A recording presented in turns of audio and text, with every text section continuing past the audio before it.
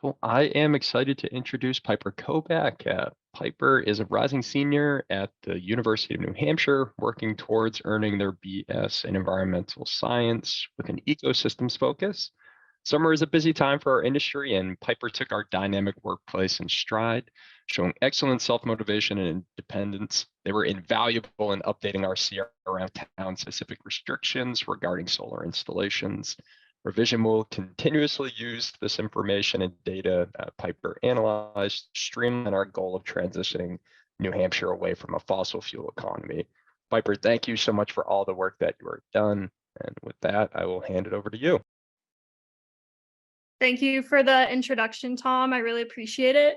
And I'm glad I had the opportunity this summer to work with ReVision as their residential solar permitting analyst.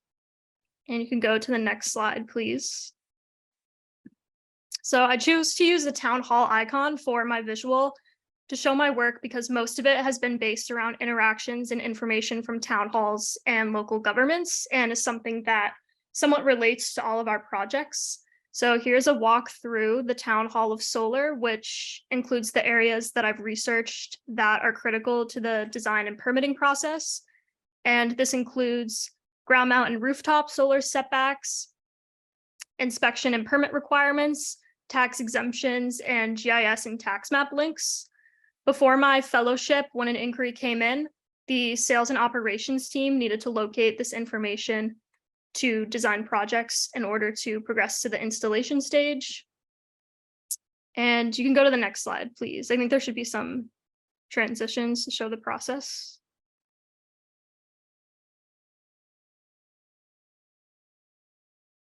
So the research that I've done for ReVision provides a new foundation to locate this information, which expedites this internal company process. And these aspects have been combined in an Excel sheet to make the information easily accessible. And on the bottom, you can see a snapshot of Bedford, New Hampshire to show what some areas of the Excel sheet look like.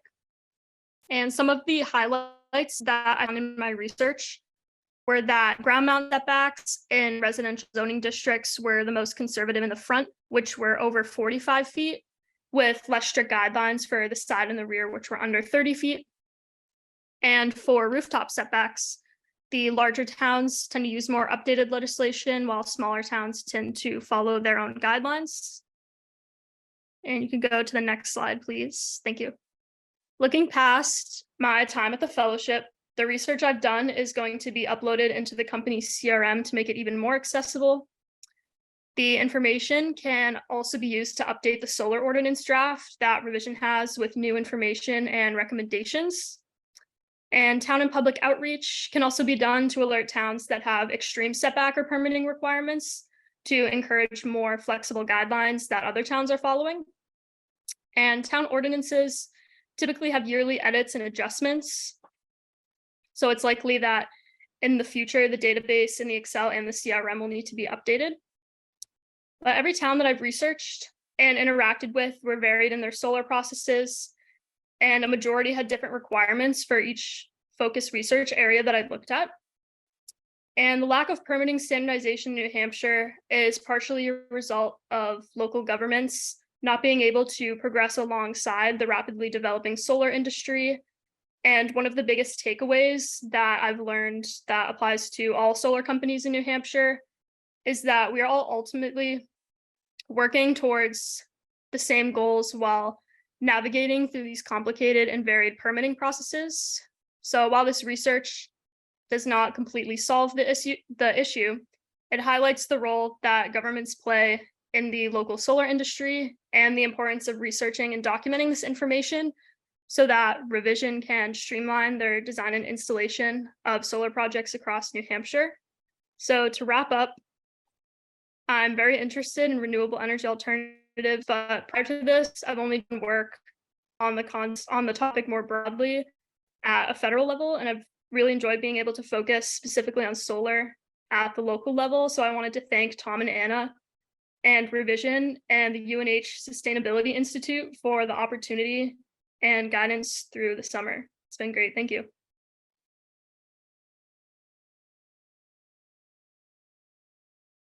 Alexis, I'll turn it over to you if you have Any questions? Yes, Piper, I loved at the end how you mentioned that you had policy experience at a higher level, legislative level before.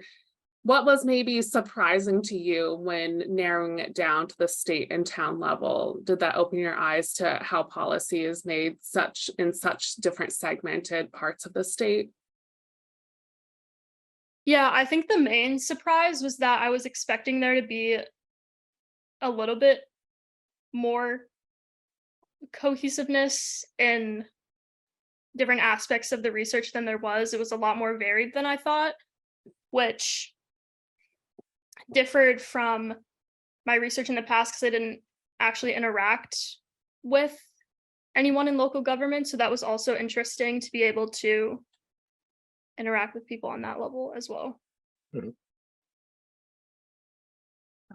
So Piper, you have a pretty like a really intimate sort of knowledge of this permitting process and how it varies across towns and cities and municipalities. And so kind of really big picture question, if so let's say your goal is to increase adoption of solar or some type of renewable, and you had a magic wand, what would be one thing that you would do or change about this permitting process, or sort of the process very generally, that would increase that adoption? It's one thing that you kind of learned that you wish would kind of go away or would make this whole process easier.